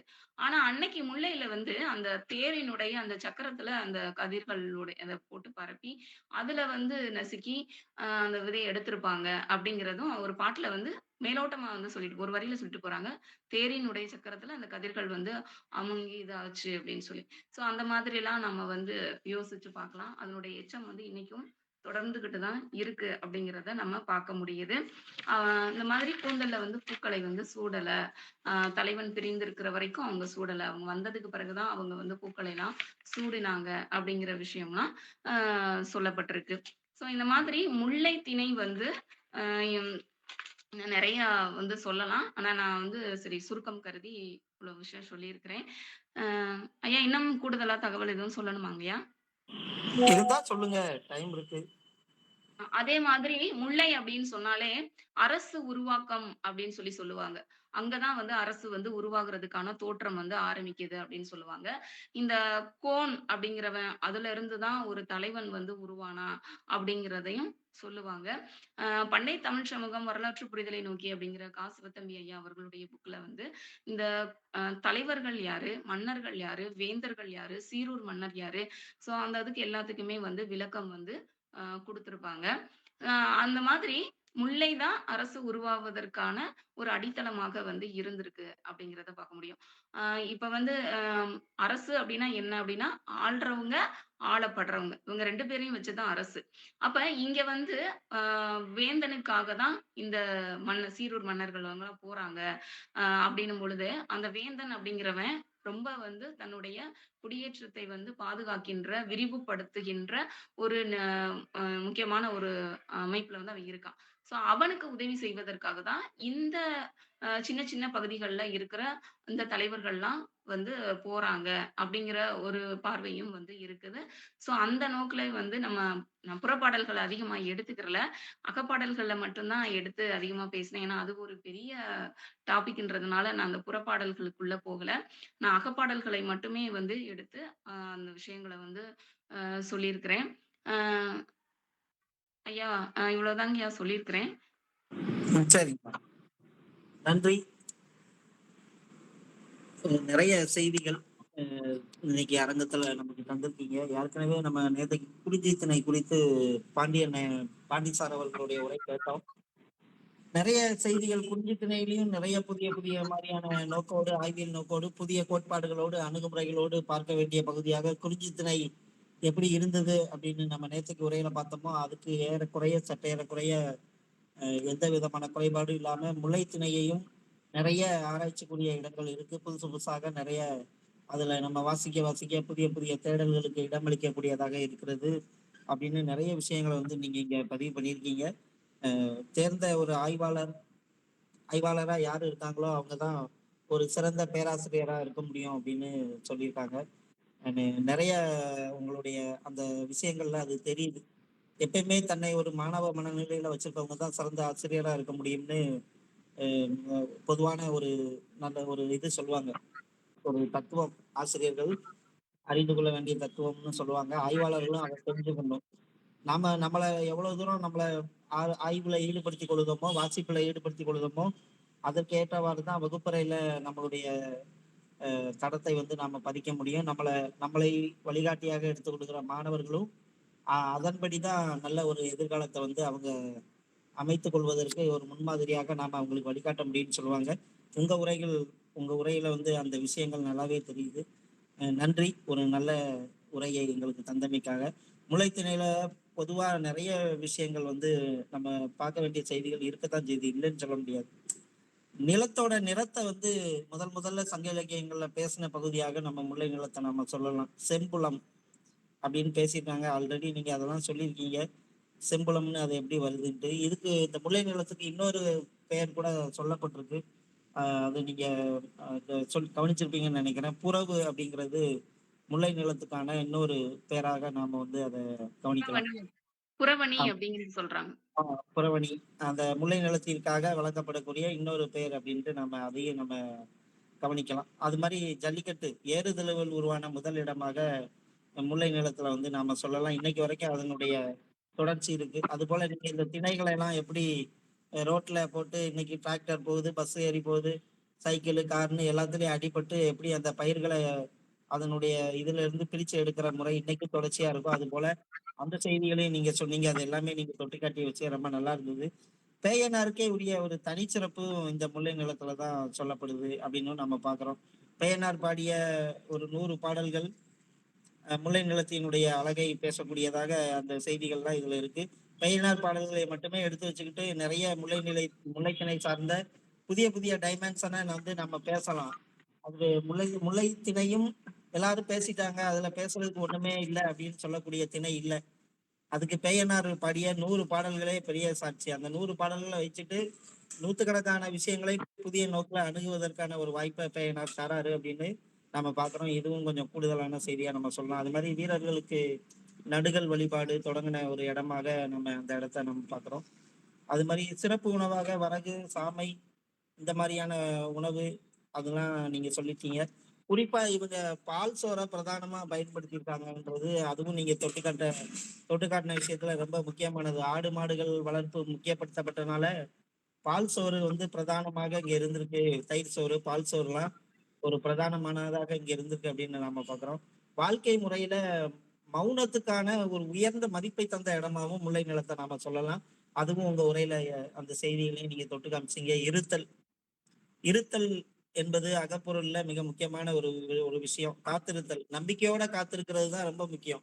காத்திருக்கிறது முக்கியம் இல்ல, வெளியில போனவன் ஏதோ ஒரு விஷயத்துக்கு வெளியில போனவன் மீண்டு வருவான் அப்படின்ற அந்த காத்திருப்பு, நம்பிக்கையோடான காத்திருப்பு, அது அந்த முல்லை நிலத்தினுடைய தனிச்சிறப்பு. காத்திருந்தது நடக்கு அப்படிங்கிறது கூடுதலான தனிச்சிறப்பு. அது வரைக்கும் எந்த பூவையும் சூடாத தலைவி வெளியில போன யாருக்காக காத்திருந்தானோ அந்த தலைவன் கையில கொண்டு வரக்கூடிய முல்லை மலரை சூடுவதனாலதான் இதுக்கு முல்லை அப்படின்ற ஒரு சிறப்பு அடையாள பெயர், கற்புக்கான ஒரு அடையாள பூவாக இந்த இடத்துல முல்லை சொல்லப்பட்டிருக்கிறது. அந்த செய்திகள் எல்லாம் கூட நீங்க சொன்ன பகுதியில நம்ம இருந்தது.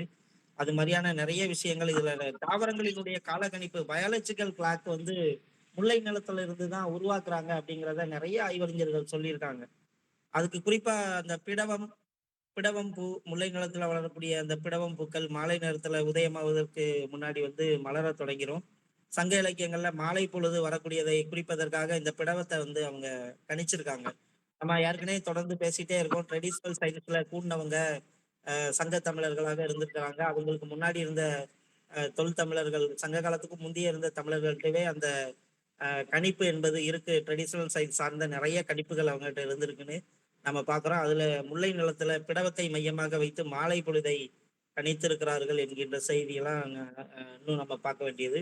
அது மாதிரி தோன்றிப்பூ, செங்காந்தல் என்று சொல்லக்கூடிய அந்த தோன்றிப்பூ புதர்களுக்கு இடையே தீப்பிடித்தது போல சிவந்து காணப்படக்கூடிய ஒரு சூழல்ல அது மேகமூட்டம் வரக்கூடிய காலத்தை அது காமிச்சதாக ஒரு செய்தி வந்து சொல்லப்பட்டிருக்கு. தோன்றிப்பூவை மையமாக வைத்து மேகமூட்டமான காலநிலையையும் மழைக்காலத்தினுடைய தொடக்கத்தையும் அந்த தோன்றி பூவினுடைய செயல்பாடுகள் எல்லாம் வச்சு கணிச்சிருக்காங்கன்னு நம்ம பார்க்குறோம்.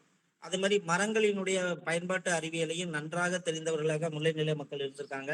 இதுக்கு குறிஞ்சியும் இதுக்கு இணையான செய்திகளை குறிஞ்சியிலையும் நம்ம வச்சு பார்க்குறோம். பின்னாடி வரக்கூடிய நம்ம பார்க்க போற இந்த ஆய்வரங்கத்துல பார்க்க போற உரைகள்லையும் அந்த செய்திகளை நம்ம பார்க்குறோம். கொன்றை மலர், அதே மாதிரி காயாமரம், இது மாதிரியான நிறைய விஷயங்கள். புவியியல் விந்தைகள்னு இதுல நிறைய ஆய்வுக்கு எடுத்துக்கொள்ளக்கூடிய விஷயங்கள் நிறைய இருக்கு. குறிப்பா நுண்மணல் பரப்புகள் எப்பயுமே கடல்ல தான் திட்டு ஏற்படும், மணல் திட்டு.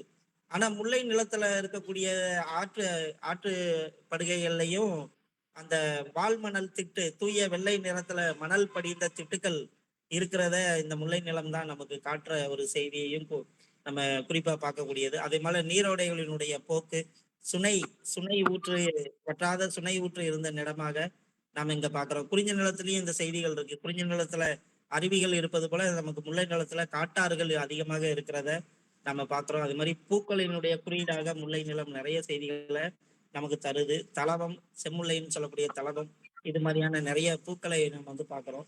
இயற்கையாக அமைத்துக் கொள்ளப்பட்ட வேலி, முள்ளாலும் மூங்கிலாலும் அவர்கள் தங்களுடைய வேலிகளை அமைத்து பாடி அந்த மாதிரி இடத்துல எல்லாம் தங்கியிருந்தாங்கன்னு இப்படி நிறைய செய்திகள், நிறைய விலங்குகள் பறவைகளினுடைய வினோத பழக்க வழக்கங்களை பெரிதாக யாரும் இன்னும் ஆய்வுக்கு எடுத்துக்கிடல. அதெல்லாம் நம்ம பார்க்கலாம். நீங்க முயலும் நிலவும் பத்தி ஏற்கனவே உரையில சொன்னீங்க. முல்லை நிலத்து முயலை வெண்மேகத்தின் நிறத்தோடு திணை அடிக்கும் போது உண்டாகக்கூடிய புகை நிழலின் நிறத்தோடும் ஒப்பிடுவதை முல்லை நிலத்துல பார்க்கலாம். அப்ப முயல் வெள்ளை கலர்ல மட்டுமே இருக்காது, சாம்பல் நிறத்திலயும் இருக்கும். முயல் வெள்ளை கலர்லயும் சாம்பல் நிறத்துலயும் இருந்தா மற்ற ஏனைய கலர்ல இருக்கக்கூடிய முயல்களை விட ரொம்ப ஆக்டிவா இருக்கும் அப்படிங்கிறது முல்லை நிலத்தினுடைய முயல் சார்ந்த அடையாளமா நமக்கு தந்திருக்காங்க. புகை நில புகை நிழல் எப்படி இருக்கும், ஒரு மாதிரியான ஒரு சாம்பல் நிறத்தோடு அந்த புகை வெளிவருவது போல அந்த முயல்கள், அது நீங்க முயல்கள் சார்ந்த விஷயங்கள்ல சொல்லியிருக்கீங்க. அது மாதிரி இரளை மான், காணக்கோழி, எல்லாத்தையும் விட ரொம்ப முக்கியமானது தமிழர்களினுடைய இசை பிறந்த நிலம், முதல் இசை பிறந்த நிலமாக நம்ம முல்லை நிலத்தை பார்க்கலாம். இப்படி நிறைய நீங்க சொன்ன மாதிரி நிறைய விஷயங்கள் நமக்கு பேசுவதற்கு இருக்கு. பேசுவதற்கு இல்லை அப்படின்னு சொல்றதுக்கு எதுவுமே இல்லை. நிறைய நம்ம பேசிக்கிட்டே இருக்கலாம். அந்த காலமும் நேரமும் தான் நமக்கு இல்லை என்பது ஒரு யதார்த்தமான விஷயமாக இருக்கிறது. நன்றி. ஆய்வாளர்கள் கூடுதலாக ஏதாவது சந்தேகங்கள் இருந்தால் நீங்கள் உரையாடலாம். இது கலந்துரையாடலுக்கான பகுதி. நன்றி.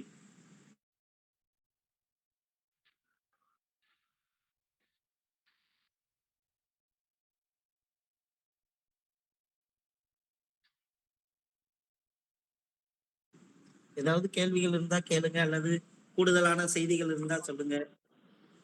நன்றி.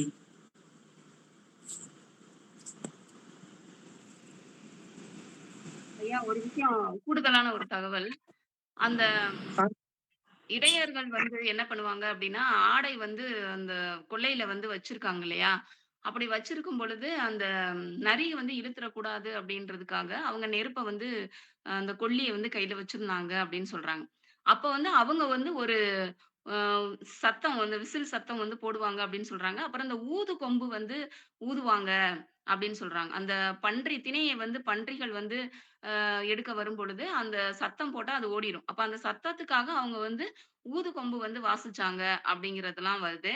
அத நான் விட்டுட்டேன். அதே மாதிரி அந்த நெல்ல வந்து அறுவடை செய்யும் பொழுது, நெல்லரிப்பறை அப்படின்னு சொல்லிட்டு ஒண்ணு வாசிக்கிறாங்க.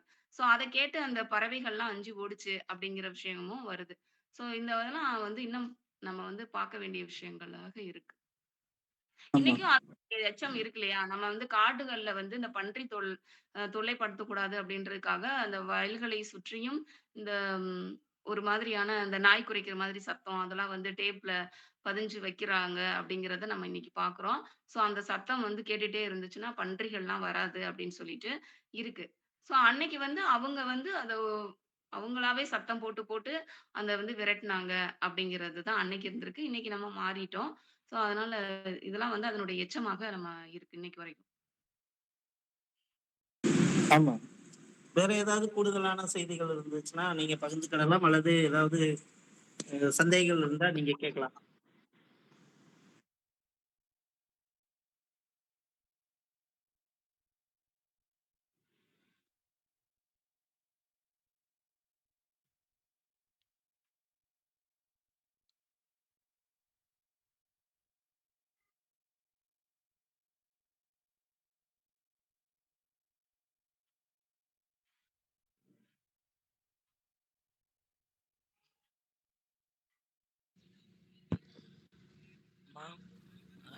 வணக்கங்க. வணக்கம் சார். அம்மா நச்சினையை எடுத்துட்டு எளிமையா சொன்னீங்க. நல்லா புரியுற மாதிரி இருந்துச்சு. நிறைய தகவல் வந்து எனக்கு தெரியாம இருந்துச்சு. அது உங்க மூலியமா வந்து நிறைய தெரிஞ்சுக்கிட்டேன். ரொம்ப நன்றிங்கம்மா. நன்றிங்கய்யா. அம்மா வணக்கம்மா. நான் வணக்கம். கிருத்திகா. பிஹெச்டி ஸ்காலர் தான்மா பேசுறேன். சொல்லுங்க. நான் வந்து பொதுவா இப்ப நேத்து திணை பேசும்போதே நான் சொல்லியிருந்திருப்பேன். ஏன்னா, நான் வந்து எடுத்த தலைப்பு வந்து பழங்குடிகள் பத்தி தான் எடுத்திருந்தேன். ஏன்னா, பொதுவா எல்லாருக்குமே உள்ள தமிழ் லிட்டரேச்சர் படிச்சிருந்தாலுமே எல்லாத்துக்குமே அந்த திணைகள் பத்தி ஒரு பயம் இருந்துகிட்டு தான் இருக்கு. எனக்கு அந்த பயம் இருந்துச்சு. நான் அதனால தான் வந்து நாவல், சிறுகதை அந்த மாரி எடுப்போம். முனைவர் பட்டம் கொஞ்சம் எளிமையா இருக்கும். நம்மளுக்கும் வந்து வாய்மொழி தேர்வு கேட்கும்போது கொஞ்சம் புரியிற மாரி இருக்கும். நம்மளும் கொஞ்சம் பதில் சொல்ற மாரி இருக்கும்னு நான் நெனச்சேன். ஆனா உண்மையா வந்து இப்ப 2, 3 வகுப்பு திணைகள் பத்தி கேட்டோனே எனக்கே தோணுது. அ அடுத்து நம்ம பிஹெச்டி பண்ற மாரி இருந்துச்சுன்னா, பேசாம திணைகள் பத்தி நம்ம எடுத்து செய்வோமா? அப்படின்னு. ஏன்னா நேத்து எடுத்த இந்த சாரும் சரி, நீங்களும் சரி கொஞ்சம் நம்ம எப்படி இந்த தமிழ் இலக்கிய வரலாறு படிக்கும்போது கொஞ்சம் அதுக்கான ஒரு உரைகள் இருந்துச்சுன்னா, நம்ம ஈஸியா இருக்கும்னு நம்ம நெனைக்கிறோம் இல்லையா? பாடல்களுக்கு. அந்த மாரி எளிமையா இருந்துச்சுமா. இத இன்னைக்கு சொல்லணும்னு நெனச்சேன். நான் நேத்தே சொல்லியிருந்திருப்பேன். பட் கொஞ்சம் ஹெசிடேட்டா இருந்துச்சு. அதான் சொல்லல. ஸோ நல்லா இருந்துச்சுமா உங்க உரை. ரொம்ப நன்றிம்மா. நன்றிங்கம்மா. என்னுடைய ஆய்வு தலைப்பு எம்ஃபில், பிஹெச்டி ஆய்வு தலைப்பு வந்து வீரம் சார்ந்து புறப்பாடல்கள்ல தான் அதிகமா கவனம் செலுத்தி நானு பண்ணிட்டு இருந்தேன். இப்ப இந்த கருத்தரங்கத்துக்காக எனக்கு ஒரு வாய்ப்பு குடுத்தாங்க. மறுபடியும் இந்த அகப்பாடல்கள் சார்ந்து உள்ள போயி ஆழமா படிக்கும் பொழுது, நம்ம இது தொடர்ந்து ஒரு புத்தகம் கூட எழுதணும். இன்னும் நல்லா நெறைய விஷயங்கள இன்னும் கூடுதலா நல்லா படிச்சு, இன்னும் நெறைய எழுதணும் அப்படிங்கிற ஒரு உந்துதலும் எனக்கு இந்த கருத்தரங்கம் மூலமா கிடைச்சிருக்கு. தொடர்ந்து இன்னும் படிக்கணும். முல்லைத் திணைய வந்து இன்னும் நல்லா படிக்கணும் அப்படிங்கிறதும் கிடைச்சிருக்கு. வாய்ப்பு குடுத்த ஐயா அவங்களுக்கு ரொம்ப நன்றிங்கய்யா. நன்றி. வேற அ ஏதேனும் வ ஃபீட்பேக் ஃபார்ம் வணக்கம்மா. ஃபில் அப் வணக்கம்மா. பண்ணி அம்மா இதுலருந்து ஆய்வு மாணவிகளுக்கு ஏதாவது தலைப்பு ஏதாவது சொல்ல முடியுமாம்மா? இந்த தலைப்புல நீங்க பண்ணுனா நல்லாருக்கும் அப்படிங்கிற மாரி, யாருமே பண்ணாத தலைப்பு இருந்தா சொல்லலாமாம்மா? யாருமே அதான் இப்ப நான் நெறைய விஷயங்கள் தொட்டு காமிச்சேன் இல்லையா? அந்த போற போக்குல வந்து சொல்லிட்டே போனேன். ஸோ இதெல்லாம் வந்து நம்ம இன்னும் மேலாய்வுக்கு வந்து உட்படுத்த வேண்டிய பகுதியாக இருக்கு. ஏன்னா, நம்ம மருதத்துல தான் நெல் வந்து விளையும் அப்படின்னு சொன்னோம். ஆனா இங்க வந்து சிறுகுடி அப்படிங்கிறது முல்லைக்குரிய ஒரு பகுதி தான். ஆனா அங்க வந்து நெல் விளைஞ்சிருக்கு. அப்ப வந்து எப்படி அவங்க நெல் விளைவிச்சாங்க? அப்பன்னா அந்த தண்ணீரை வந்து சேமிச்சு வச்சாங்களா? குளங்களாக வெட்டி வச்சாங்களா? அப்படிங்கிறதெல்லாம் நம்ம வந்து பார்க்க வேண்டியது இருக்கு. ஏன்னா, இங்க வந்து காட்டாறு வெள்ளம் தான். அது கொஞ்ச நாளைக்கு தானே. அது போய் வடிஞ்சு ஒண்ணுமே இல்லாம போயிரும் அப்படின்னு பாடல்களே சொல்றாங்க. அது வந்து ஒரு உவமைக்காக தலைவன் வந்து சொல்லுவான். காமம் அப்படிங்கிறது வந்து காட்டாறு வெள்ளம் மாதிரி, அது வந்து கொஞ்சம் இன்னைக்கு வந்து நெறைய தெரியும். நாளைக்கு கொஞ்சம் குறையும். அப்படி அப்படியே குறைஞ்சு கடைசியில ஒண்ணுமே இல்லாம போயிற மாதிரி, என்னுடைய காமமானது அப்படி ஆயிருச்சு அப்படின்னு அவன் சொல்லுவான். இது வந்து உவமைக்காக அப்படி சொல்லுவான். ஆனா நம்ம இப்படி பார்க்கும் பொழுது, அப்ப எப்படி நெல்லு வந்து அறுவடை செய்தாங்க அப்படிங்கிறது ஒரு கேள்விக்குறியா இருக்கு இல்லையா? சோ இந்த மாதிரி இன்னும் கொஞ்சம் முல்லை பகுதிகள வந்து இன்னும் ஆழமா சிறுகுடினா என்ன? அப்படிங்கிறத நம்ம வந்து பார்க்கணும். சேரி தான் முல்லைக்கு சொல்லுவோம். பாடி, சேரி, பள்ளி இதெல்லாம் முல்லைக்குரிய பகுதியாக சொல்றோம். அப்ப அந்த சிறுகுடி அப்படிங்கிறது எந்த நிலத்துக்குரியது? முல்லைக்குரியதா? மருதத்துக்குரியதா? அப்படிங்கிறதெல்லாம் ஆராய்ச்சிக்குரியதாக இருக்கு. சோ அந்த மாதிரி நெறைய பகுதிகள் வந்து முல்லை இன்னும் நல்ல ஆழமா வந்து படிச்சோம் அப்படின்னா, நெறைய விஷயங்கள் அதுக்குள்ள இருக்கு. எடுத்து வந்து பேசுறதுக்கு வாய்ப்புகள் அதிகம் இருக்கு. நெறைய விஷயங்கள் இருக்கு. ஆய்வுக்கு எடுத்துக்கலாம். எடுக்க வேண்டிய பகுதிகளில் நெறைய இருக்கு. காலநிலை மாற்றம் பத்தி நீங்க ஆய்வுக்கு எடுத்துக்கலாம். காலநிலை மாற்றமும் முல்லை நிலத்துல என்ன மாற்றம் இருந்திருக்கு? இன்னைக்கு காலநிலை மாற்றம் எப்படி இருக்கு? அப்படின்ற விஷயத்த நீங்க எடுத்துக்கலாம். அது மாரி முல்லை நிலத்துல இருக்கக்கூடிய பயோடைவர்சிட்டி அது குறித்தான ஆய்வுகள் வந்து பெரிய அளவுல செய்யப்படல. புத்தகங்களா இருக்கு, ஆய்வுகளா இருக்கு. பெரிய பெரிய அறிஞர் பெருமக்கள் செய்த ஆய்வுகளாக, ஆய்வு நூல்களாகலாம் இருக்கு. ஆனா, அ எம்பில் ஆய்வாகவோ, பிஹெச்டி ஆய்வாகவோ அது பெரிய அளவுல இன்னும் நிறைய செய்யப்பட வேண்டிய விஷயமா தான் இருக்கு. பயோடைவர்சிட்டியின் முல்லை அப்படின்னு எடுத்துக்கலாம். முல்லை நிலத்தினுடைய உயிர் பன்மையும் பத்தி ஆய்வு செய்யலாம். முல்லைத்திணையும் சூழலியல் சார்ந்த அறமும் குறித்து ஆய்வு செய்யலாம். இதெல்லாம் இது மாதிரி நிறைய விஷயங்கள் இருக்கு. செய்யக்கூடிய அளவுக்கு பல்வேறு தலைப்புகள் இருக்கு. அது மாதிரி பொருள் சார்ந்த கோட்பாட்டு அடிப்படையில நீங்க ஆய்வு செய்யலாம். முல்லைத்திணையில என்ன மாதிரியான பொருள் சார்ந்த கோட்பாடு இருக்கு அப்படின்னு அதை ஆய்வு செய்யலாம். முல்லை நில திணைகள்ல வந்து திணை விரிவாக்கம் எக்ஸ்டென்ஷன் குறித்து நீங்க ஆய்வு செய்யலாம். நிறைய விஷயங்கள் இருக்கு. முல்லைத்திணையில காட்சி புலப்பாடுகள் விசுவல் பேக்ரவுண்ட் எப்படி இருந்துச்சுன்னு சொல்லி இன்னைக்கு மாஸ் மீடியா கம்யூனிகேஷன் ரொம்ப பெரிய அளவுல டெவலப் ஆயிட்டு வரக்கூடிய காலத்துல நீங்க அது சார்ந்த ஆய்வுகள் பண்ணலாம். அதே மாதிரி சமூகவியல் அடிப்படையில ஆய்வுகள் வந்து நிறைய ஆய்வுகளை மேற்கொள்ளலாம். நிறைய செய்யக்கூடிய விஷயங்களா இனக்குழு வாழ்வியல்லாம் நிறைய பேசிட்டாங்க. நம்ம கம்பேரிட்டிவ் அடிப்படையில செய்யப்போனா மேல் இலக்கியங்களோடு முல்லைத்திணையை வந்து ஒப்பிடலாம். இன்னைக்கு மேய்ச்சல் சார்ந்து பல்வேறு விஷயங்கள் முன்னெடுக்கப்பட்டுட்டு வருது. அதுல முல்லைத்திணையை மையமா வச்சு மேய்ச்சல் சார்ந்த இப்ப சமூக வாழ்க்கையை நீங்க ஆய்வு செய்யலாம். இன்னைக்கு மேய்ச்சலுக்கும் சமூக வாழ்க்கைக்கும் என்ன தொடர்பு இருக்கு அப்படின்றத முல்லை நிலத்தை பேஸா வச்சு இன்னைக்கு மேய்ச்சல் சார்ந்த வாழ்க்கையில நம்ம வந்து பெரிய அளவுல அந்த வாழ்க்கையில மிகப்பெரிய உச்சத்தை எட்ட முடியுதா முடியலையான்னு ஒரு ஸ்டாட்டிஸ்டிக்ஸ் புள்ளியியல் சார்ந்த ஆய்வை நீங்க மேற்கொள்ளலாம். செய்வதற்கான களங்கள் நிறைய இருக்கு. நாம ஒரு விஷயத்தை எப்படி உள்வாங்குறோம், அதை என்னென்ன விஷயங்களோடு பொருத்தி பார்க்கலான்ற ஒரு சிந்தனைக்குள்ள போயிட்டோம்னா நாம எடுக்கிற எல்லா ஆய்வுகளுமே புதிய ஆய்வு தான். எதுவுமே பழைய விஷயமே யாரோ செஞ்சிருப்பாங்க அல்லது யாரோ இதுக்கு முன்னாடி பேசியிருப்பாங்க செய்ய முடியாது அப்படின்ற கருத்தெல்லாம் விட்டுட்டு நாம மேலும் மேலும் ஒரு விஷயத்தை தொடர்ந்து ஒரு 5 முறை 6 முறைக்கு மேல ஒரே விஷயத்த நீங்க மாறி மாறி வாசிக்கிற பொழுது 6 முறையும் உங்களுக்கு புதிய சிந்தனைகள் வந்துகிட்டே இருக்கும். அப்படி வர வர நீங்க அதை வந்து வெவ்வேறு டைமென்ஷன்ல அந்த ஆய்வுகளை முன்னெடுக்கலாம். நீங்க இதுக்கு இளநிலை ஆய்வு தொடங்கி முதுமுனைவர் வரைக்கும் நீங்க சங்க இலக்கியங்களை எடுத்துட்டு வரலாம். இப்ப நானும் அந்த மாதிரி தான் யாரும் யோசிக்காத அளவுக்கான தலைப்புகள் எல்லாம் எடுத்துதான் இப்ப நாங்கெல்லாம் முதுமுனைவர் பட்டத்தை பல்வேறு யூஜிசியில டைரக்டா நாங்க பதிவு பண்ணியிருக்கிறோம். எப்படி இதை செய்யறோம் அப்படின்னா பழைய விஷயமே நம்ம ஒரு திங்கிங்லயே இருக்கோம். எல்லாரும் பேசிட்டாங்க, 3000 வருஷமா பேசுறாங்க, 5000 வருஷமா பேசுறாங்கன்னு நம்ம விட்டுட்டோம். ஆனா நாம வாழக்கூடிய சமகாலத்துக்கு ஏற்றவாறு அதை பொருத்தி பார்க்கிறது அப்படிங்கிறத நாம தான் செய்யணும். நம்மளுடைய சமகாலத்தை 3000 வருஷத்துக்கு முன்னாடி வாழ்ந்தவங்க பேசியிருக்க மாட்டாங்க. அப்ப நாம சமகால சிந்தனைகளோட நம்மளுடைய பொருளாதார பின்புலம், நம்மளுடைய பண்பாட்டு சூழல், நமக்கு இன்னைக்கு இருக்கிற அரசியல், நமக்கு இன்னைக்கு இருக்கிற வாழ்வாதாரம், இதெல்லாம் இலக்கியங்களோட கம்பேர் பண்ணி நிறைய இது மாதிரியான விஷயங்களை நீங்க மேற்கொள்ளலாம். இடம் இருக்கிறது, மனம் இருந்தால் செய்யலாம். நிறைய விஷயங்கள் செய்யலாம். நன்றி.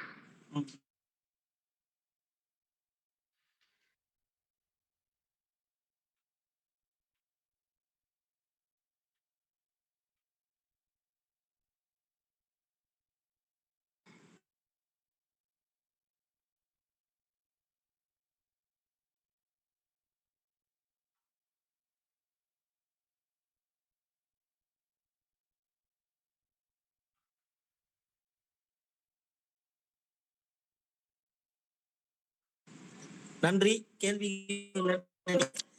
வாகை தமிழ் சங்கத்தினுடைய 2வது நாள் உரை திணையும் திணைசார் வாழ்வியலும் என்கின்ற புதுமையில் இன்றைக்கு நம்ம 2வது நாள் உரையை நிறைவு செய்திருக்கின்றோம். நாளைக்கு 3வது நாள் குறிஞ்சி, முல்லை, மருதத்திணையும் திணை சார்ந்த வாழ்வியலும் குறித்து மதிப்பிற்கும் மரியாதைக்கும் உரிய பேராசிரியர் முனைவர் ஜெகதீசன் திருவள்ளுவர் கல்லூரி பாவனாசத்திலிருந்து வருகை தந்து நாளைக்கு நமக்கு இன்னும் கூடுதலான மருத நிலம் குறித்த கூடுதலான தரவுகளை புதிய செய்திகளை எல்லாம் நமக்கு வழங்க காத்திருக்கிறார்கள்.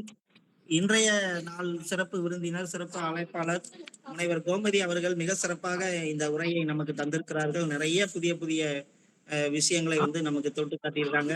குறிப்பாக இளம் ஆய்வாளர்களுக்கு பயன்படத்தக்க வகையில இந்த உரையை ரொம்ப சிறப்பா நமக்கு தந்திருக்காங்க. இன்றைய சிறப்பு விருந்தினர் சிறப்பு உரையாளர் கோமதி அவர்களுக்கு வாகை தமிழ் சங்கத்தின் சார்பாகவும் வாகை யாழிசை மன்றத்தின் சார்பாகவும் நெஞ்சார்ந்த நன்றியை நாங்கள் தெரிவித்துக் கொள்கின்றோம். அதுபோல ஒவ்வொரு முறையும் பேராசிரியர்களும் ஆய்வாளர்களும் இந்த கருத்தரங்கத்தில் இணைந்து கருத்தரங்கத்தை தொடர்ந்து சிறப்பு செய்து கொண்டிருக்கீங்க. வருகை தந்திருக்கக்கூடிய பேராசிரியர்களுக்கும் ஆய்வு மாணவர்களாக வருகை தந்தவர்களுக்கும் நான் நன்றியை தெரிவித்துக் கொள்கின்றேன். வாகை தமிழ் சங்கம் மற்றும் வாகை யாழிசை மன்றத்தின் சார்பாக நன்றியை தெரிவித்துக் கொள்கின்றேன். நாளைய நாள் உரையிலும் இது போல அனைவரும் கலந்து கொள்ளுங்கள். நாளைக்கு மருதத்திணை குறித்து மதிப்புக்கும் மரியாதைக்கும் உரிய அன்பு நண்பர் ஜெகதீசன் அவர்கள் திருவள்ளுவர் கல்லூரி பாவனாசத்தில் இருந்து வருகை தந்து மிக சிறப்பான உரையை நமக்கு வழங்குவார்கள். நன்றி, வணக்கம். ஃபீட்பேக் ஃபார்ம் பதிவு பண்ணிருங்க. குழுல போட முடியாது. இங்க இருக்கிறவங்க ஃபீட்பேக் ஃபார்ம் பதிவு பண்ணிருங்க. யாரும் பதிவு பண்ணாம விட்டுறாதீங்க. நன்றி. வேற ஏதாவது செய்திகள் இருந்தா நீங்க கேட்கலாம்.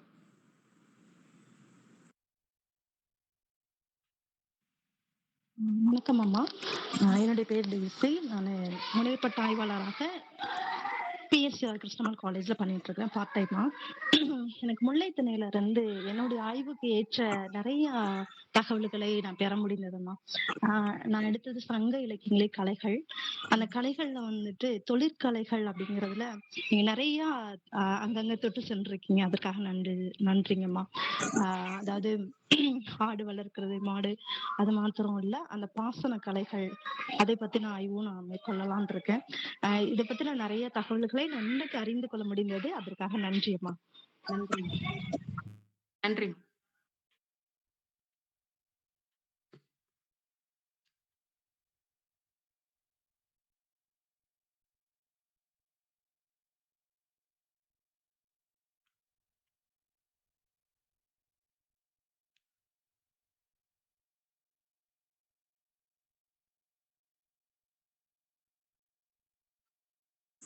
வேற ஏதேனும் உங்களுக்கு கருத்துக்கள் இருந்தா கேட்கலாம்.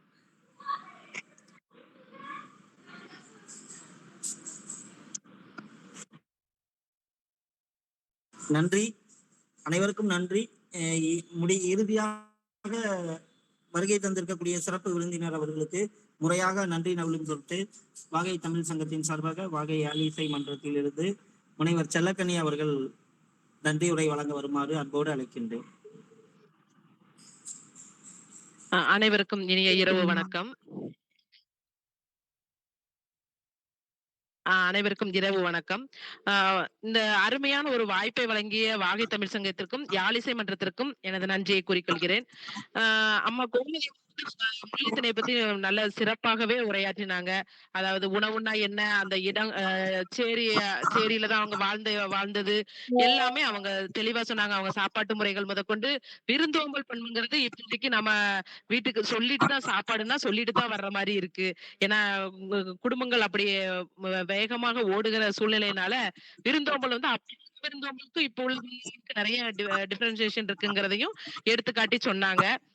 அதே போல நிறைய அன்றைக்கு உள்ள நடைமுறைகள் வந்து இன்றைக்கும் இருக்கு அப்படிங்கிறதையும், எச்சங்கள் இன்னும் இருக்கு அப்படிங்கிறதையும் அம்மா விளக்கமாகவே தெளிவாகவே சொன்னாங்க. அதே போல வருங்கால முனைவத்திட்ட ஆய்வாளர்களுக்கும் அவங்க நிறைய கருத்துக்கள் எடுத்துரைத்தாங்க. அதற்காக கோமதி அம்மா அவர்களுக்கு எனது யாழிசை மன்றத்தின் சார்பாகவும் வாகை தமிழ் சங்கத்தின் சார்பாகவும் நன்றியை கூறிக்கொள்கிறேன். இந்த வாய்ப்பினை வழங்கிய வாகை தமிழ் சங்கத்திற்கும் அனைத்து இதில் பங்கு கொண்ட அனைத்து பேராசிரியர்களுக்கும் மாணவர்களுக்கும் வாகை தமிழ் சங்கத்தின் சார்பாகவும் யாழிசை மன்றத்தின் சார்பாகவும் எனது நன்றியை கூறிக்கொள்கிறேன். நன்றிமா. நன்றி, அனைவருக்கும் நன்றி. நாளை 3வது நாள் உரையில எல்லாரும் சந்திப்போம். நன்றி. ஃபீட்பேக் ஃபார்ம் வந்து ஓப்பன் ஆகலன்னு சொன்னீங்க. நான் உங்களுக்கு குழுலையும் கொடுக்கறதுக்கு பாக்குறேன். அது என்னன்னு பார்த்துட்டு உங்களுக்கு நான் தகவல் தெரிவிக்கிறேன். நன்றி, அனைவருக்கும் நன்றி. கோமதி மேம், நீங்க உங்களுக்கு நன்றி. ரொம்ப நேரம் வெயிட் பண்ணிட்டு இருக்கீங்க. நீங்க ரிலீவ் ஆயிக்கலாம். நன்றி. வாய்ப்புக்கு நன்றிங்க. பரவாயில்லைங்கம்மா. இது வாகை தமிழ் சங்கத்தினுடைய முன்னெடுப்பு. அவங்கதான் நமக்கு ஆக்கமும் ஊக்கமும் தந்து பல்வேறுபட்ட புதிய விஷயங்களை நோக்கி இந்த மாதிரியான கருத்தரங்கங்களை நடத்துவதற்கு நமக்கு தொடர்ந்து வழிகாட்டிட்டு இருக்காங்க. அவங்க ஒரு முழு சுதந்திரத்தோடு செயல்பட விட்டனால நம்ம இது மாதிரி நல்ல விஷயங்களை செய்யறோம். நீங்க இங்க சொல்லப்பட்ட எல்லா நன்றிகளுமே வாகை தமிழ் சங்கத்துக்கு போய் சேரணும். நன்றி, அனைவருக்கும் நன்றி. அனைவருக்கும் நன்றி. நன்றி.